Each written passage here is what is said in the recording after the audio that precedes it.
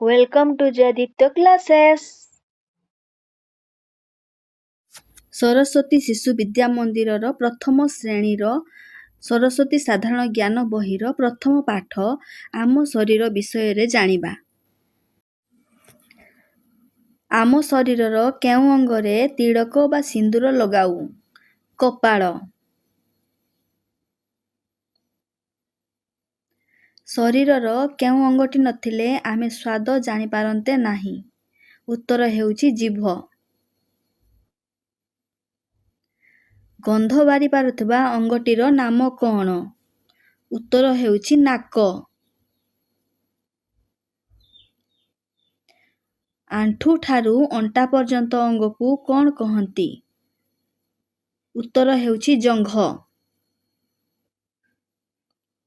ହାତ ପାଦରେ ଥିବା ଶରୀରର କେଉଁ ଅଂଶକୁ କାଟିଦେଲେ ସେଥିରୁ ରକ୍ତ ବାହାରେ ନାହିଁ? ଉତ୍ତର ହେଉଛି ନଖ। ଆମେ ଖାଉଥିବା ଖାଦ୍ୟକୁ ଖଣ୍ଡ ଖଣ୍ଡ କରୁଥିବା ଅଙ୍ଗର ନାମ କ'ଣ? ଉତ୍ତର ହେଉଛି ଦାନ୍ତ। ଶରୀରର କେଉଁ ଅଙ୍ଗରେ ଲାଗିଥିବା ମଇଳାକୁ ଆମେ ଲେଞ୍ଜରା କହୁ? ଉତ୍ତର ହେଉଛି ଆଖି। ଶରୀରର କେଉଁ ଅଙ୍ଗର ମଇଳାକୁ ଗୋଇ କୁହାଯାଏ? ଉତ୍ତର ହେଉଛି କାନ। କିଏ ଶରୀରର ସମସ୍ତ ଭାର ବହନ କରେ? ଉତ୍ତର ହେଉଛି ପାଦ।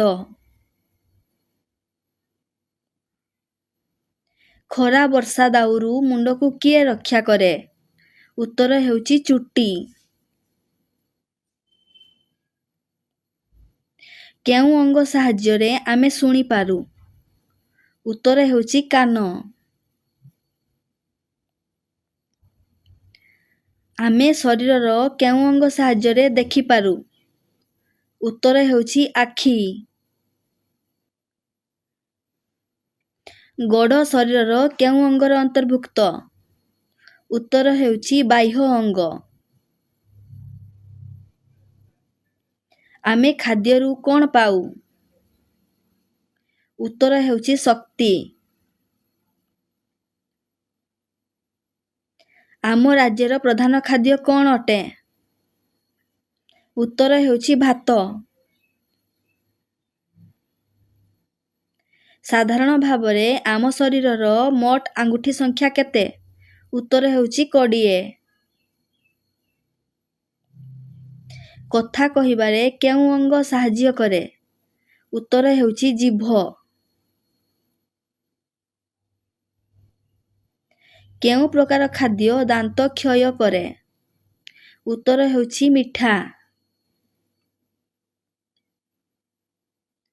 ଶରୀରର ନିମ୍ନ ଭାଗରେ ଥିବା ଅଙ୍ଗର ନାମ କ'ଣ?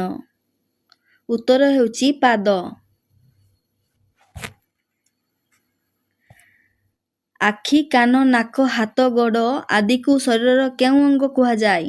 ଉତ୍ତର ହେଉଛି ବାହ୍ୟ ଅଙ୍ଗ।